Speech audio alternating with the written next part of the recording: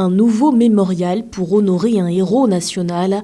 Le Burkina Faso poursuit ses travaux pour préserver l'héritage de son ancien président Thomas Sankara. La présidence a récemment remis au ministère de la Culture 571 pièces d'archives relatives à la Révolution de 1983. Des pièces récoltées dans le cadre d'une campagne lancée en décembre 2024 et qui devraient être exposées dans le cadre de ce futur projet. En remettant donc au ministère en charge de la culture les archives et les artefacts de Thomas Sankara, on peut dire qu'on a posé un acte très fort parce que le mémorial ne va pas concerner seulement des bâtiments. Il faut que quand on va y trouver, on trouve la présence de Thomas Sankara.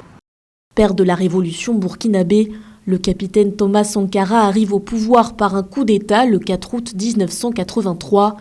L'ancien Premier ministre de la Haute-Volta se distingue rapidement, tant par ses discours anti-impérialistes que par ses positions sur l'écologie et le féminisme.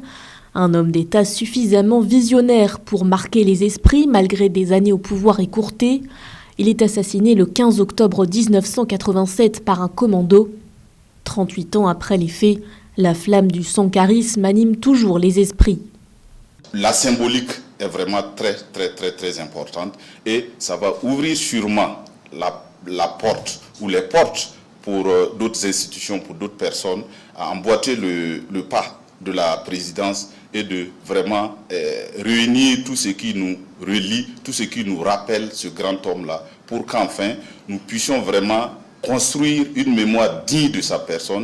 L'affaire Sankara a enfin connu son dénouement lors d'un procès historique.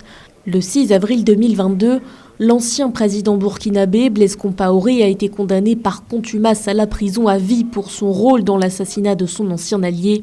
Exilé en Côte d'Ivoire depuis 2014, l'ex-chef d'État a depuis acquis la nationalité ivoirienne, rendant toute perspective d'extradition peu probable.